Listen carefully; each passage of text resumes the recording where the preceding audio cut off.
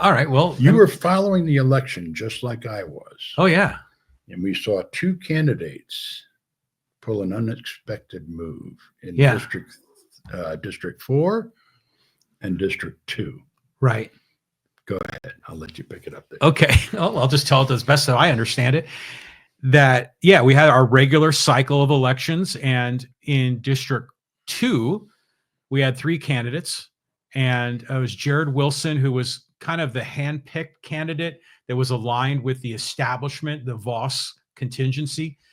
There was Vanessa Springett, who was from the Green Valley Civic Association and was a big anti-H candidate. And then there was Tony Blain, who had started campaigning before the previous election in 2022. You know, he started a cycle earlier than that. And so we weren't sure how that was all going to break. I kind of assumed Jared Wilson would win because usually the candidates that are aligned with the establishment win.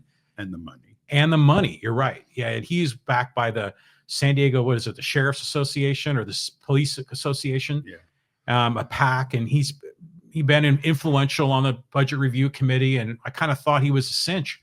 But Tony Blain, man, he just came in all guns a-blazing and just blew everyone away. I was shocked by that. Mm-hmm. And then in District 4, yeah, Kaylin Frank, an incumbent who was under scrutiny when she was first appointed, what was it, 6 years ago or so, maybe 8 years ago, because she had just moved into town, got the appointment. Back when I first threw my hat in the ring for city council was at that particular point in time. Oh, did you go for the appointment? I did until I realized that they were going to make their decision based on district and me being a District 1 guy. But that was before districts were a thing, right? It was becoming a thing at that point. All right. It was going through the transitional phase. And as soon as I heard that they wanted to make this appointee the District 4, I said, well, I'm in District 1. I'm out. Right. I dropped out. Well, Caitlin won. And well, I think it's the whole, South Poway and has traditionally not been represented on the city council. Right. And Kaylin Frank lives south of Poway Road. And that kind of checked the box, for the people doing the appointment. And, she had been, I always liked her personally. She has made some good decisions. There's some decisions I know people in District 4 didn't like that Kaylin had made. But I was concerned with her if she was going to win this time because of all the anger in town about all the development and all the changes in Poway. And Jenny Maeda came in, a newbie, just threw her hat in the ring and because no one else was running. Right. And she won by, what was it, 13 or 14 votes?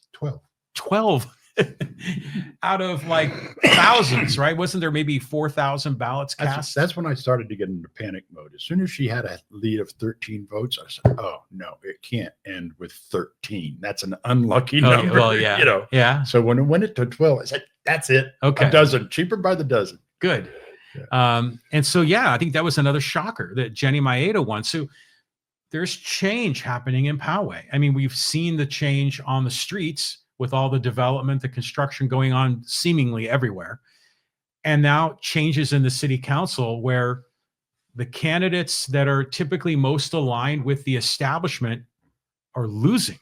And these kind of, how should I say, challenger candidates are actually winning. And that has rarely ever happened. Yeah. Yeah. And I think you got to remember on a ballot, there's a way of thinking, and Proposition H went, 60-something, 60-30, right? 69-31. Yeah. Yeah, it was overwhelming. Damn near 70%. Right. All right.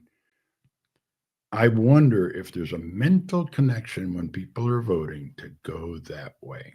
So the Proposition H was so impactful that affected the other elections. It could have. Oh, I think there was definitely, because I think there was an underlying kind of anger, unsettlement. There was just an unease to varying degrees of people in Poway. And this was the one opportunity, besides voting on a city council candidate, this was the one opportunity where they could say no to the extra development. Yeah.